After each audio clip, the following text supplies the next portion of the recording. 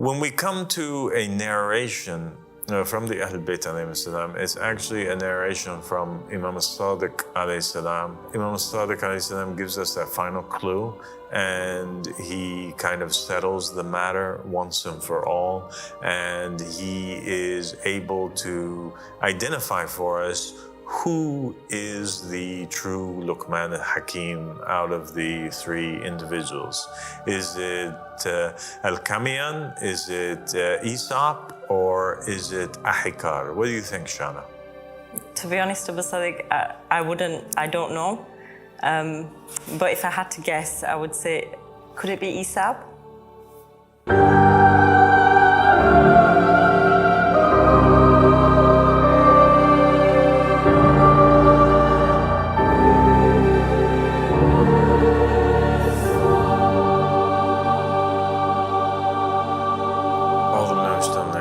Bismillahirrahmanirrahim.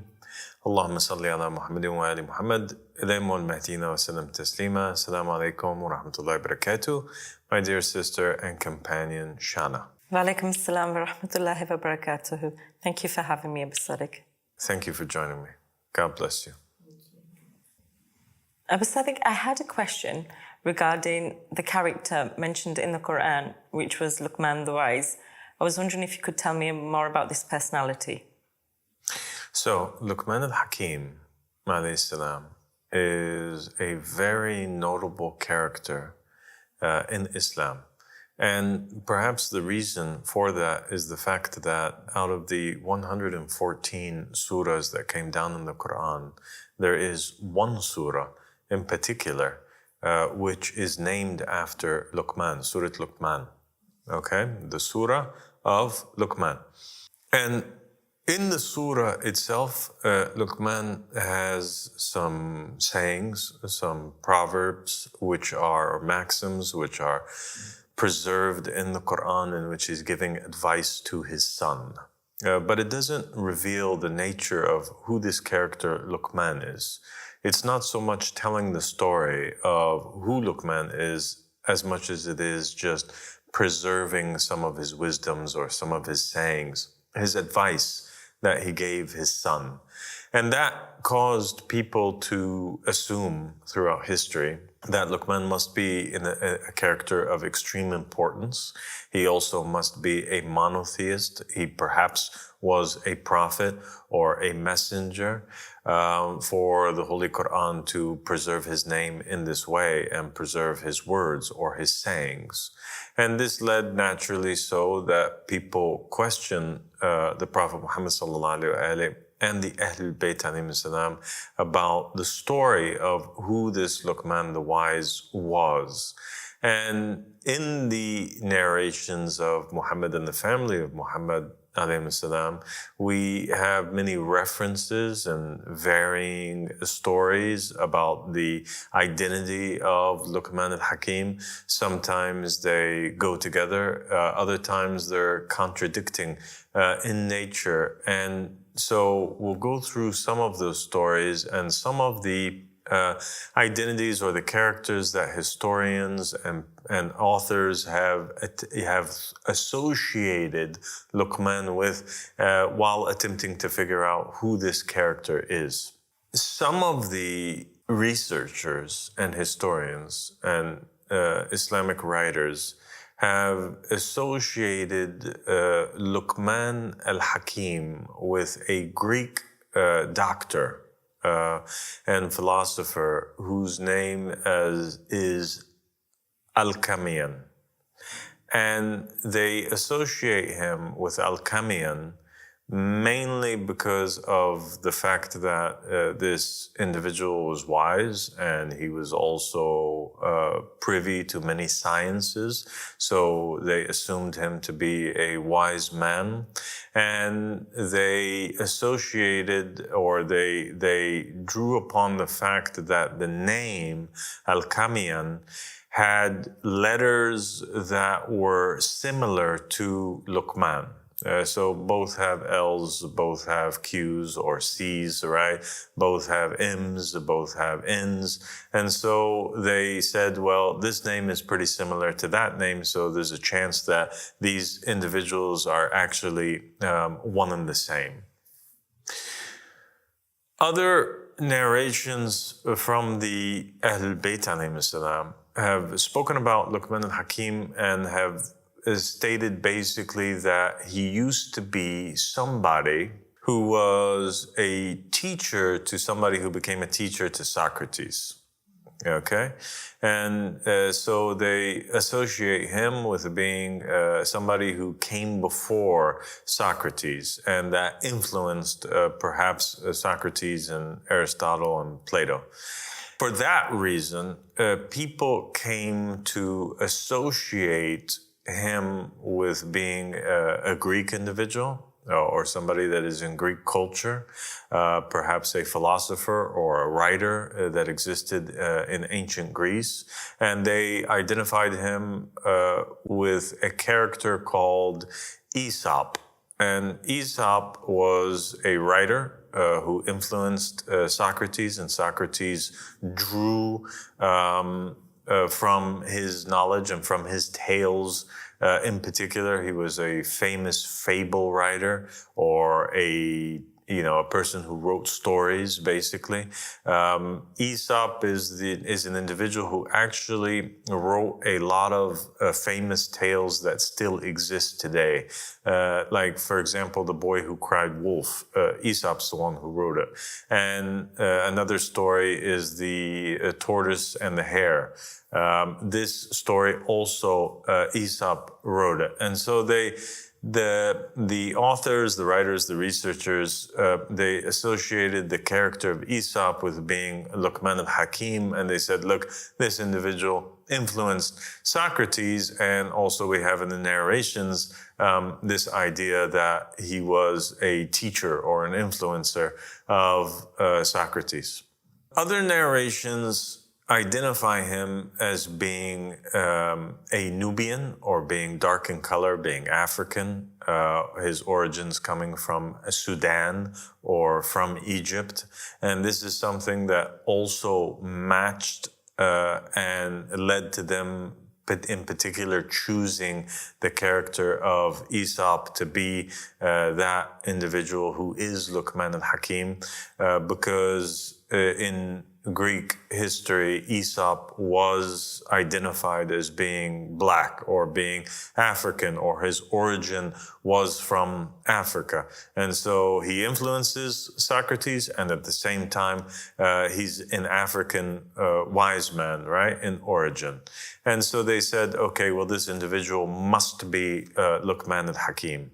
There are other narrations from the Ahlul Bayt alayhim salam which state basically that he lived around the time of David, and that he was an individual that actually had conversations with David, King David of Israel, and actually influenced him and taught him in some instances, and that David had envied Luqman Al Hakim because he was a person who obtained wisdom but was relieved from the burden of being a king, right, like he was. They were both given wisdom, but only David was given kingship. And there are some famous narrations that basically state that the angels came down to Luqman Al Hakim and they offered him a chance to be a king or a ruler. And Luqman Al Hakim says, if this is something that Allah subhanahu wa ta'ala commands me to do, then I accept it, because I know that in it will be goodness. But it is, if it is something that God is merely giving me the choice to choose to be a king or to not be a king, then I choose to not be a king because of the burden that comes with it. And so this was also a display of his wisdom, in which Allah subhanahu wa ta'ala praised him for being a person who was not eager to run after the dunya and wise enough to realize that those who want and chase after the dunya, they end up losing both the dunya and the hereafter, because the dunya perishes and they don't attain the hereafter either because they were chasing after dunya. And then the role of the kingship that was initially presented to Luqman as an option for him to take ended up going over to King David, and David ended up being appointed by Allah subhanahu wa ta'ala. So it kind of indicates that maybe Luqman was in Israel, that perhaps he was a Hebrew, or he was just a wise man, a wise sage that lived close by, that met with David on particular occasions.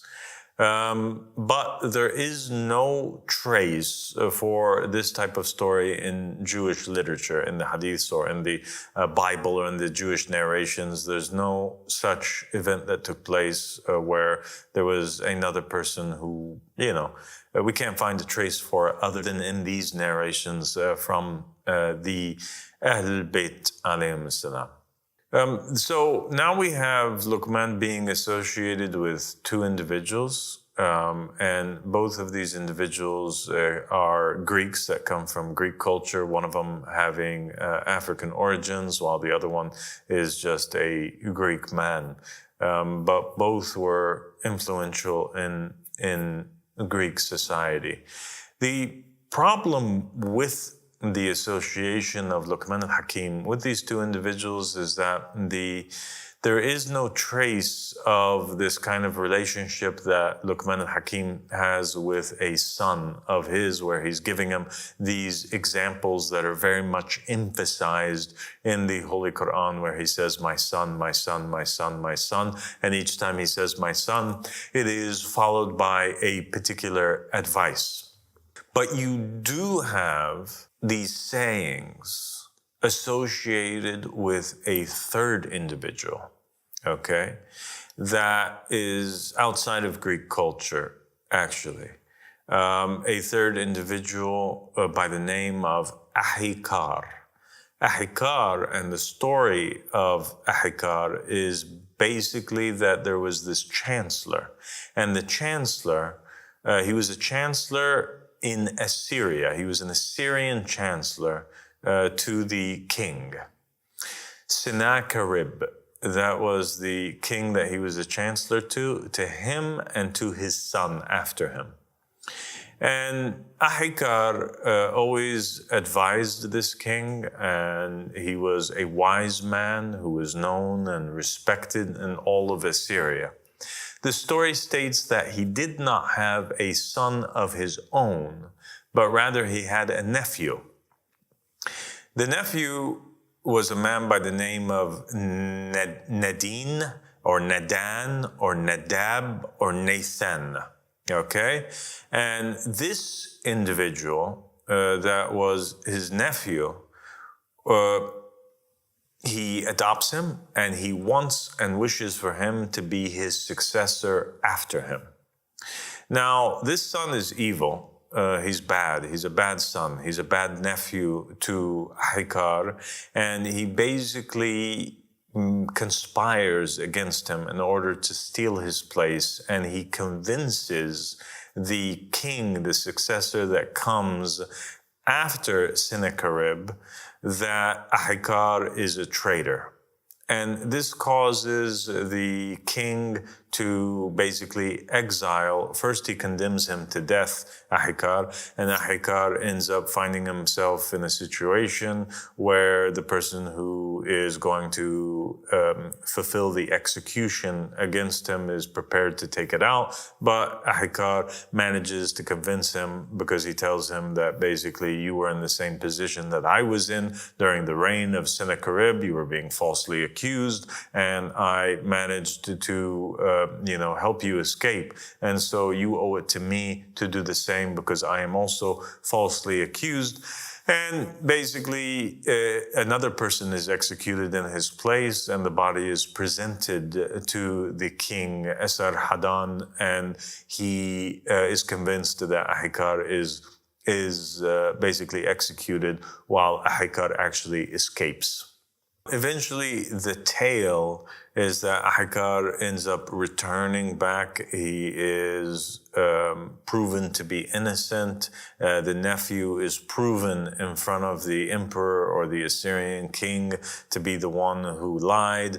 Akhikarja ends up having one final meeting with the evil nephew, Nathan or Nadan, and he ends up basically giving him a series of advices. And these series of advices always start off with, my son, and then he says an advice, my son, and then he says an advice, my son, and then he says an advice. So he gives him all of these advices before his betrayal, and he also gives him a series of advices after his betrayal, and they all start off with my son, and he basically in the end tells his son that he is useless to him, and that all traitors are useless, and he says things of this matter, and in the end Nathan ends up losing his position and end up losing his life, actually.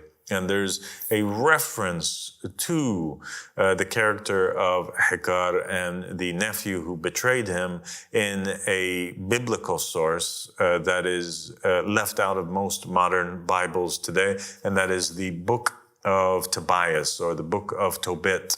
In this book, there's a reference where the main character says, do you not see what happened with Akhikarja and his son, and how his son betrayed him?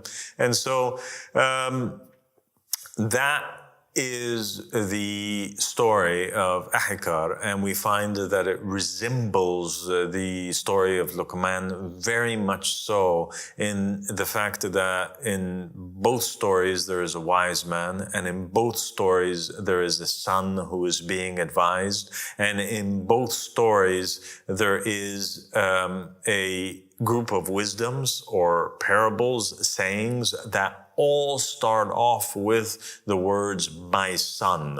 It is identical, almost, when you look at them, the way that they are, the parables are stated, it looks pretty identical to one another. However, we don't find the exact sayings that are in the Quran being duplicated in the sayings of Akhikarja, but we find ones that are pretty similar. Similar enough that a person can make the conclusion that these two people, Akhikarja and Luqman Al Hakim, are one and the same. When we come to a narration from the Ahl Bayt alayhi salam, it's actually a narration from Imam Sadiq alayhi salam. Imam Sadiq alayhi salam gives us that final clue, and he kind of settles the matter once and for all, and he is able to identify for us who is the true Luqman Al Hakim out of the three individuals. Is it Al-Chameona? Is it Aesopa? Or is it Akhikarja? What do you think, Shana? To be honest, Abu Sadiq, I don't know. But if I had to guess, I would say, could it be Aesopa? Well, Imam Sadiq alayhi salam is speaking with one of his companions. His companion asks him, he says, who is Luqman Al Hakim? And Imam Sadiq alayhi salam responds and says that the name of the son of Luqman Al Hakim is a man by the name of Nadan. And so this confirms once and for all the identity of Luqman Al Hakim and seals it to be Akhikarja. And that is the end of the episode, and inshallah you enjoyed it and benefited something, and inshallah we'll meet again. Thank you so much. Thank you so much, John. Assalamu alaikum.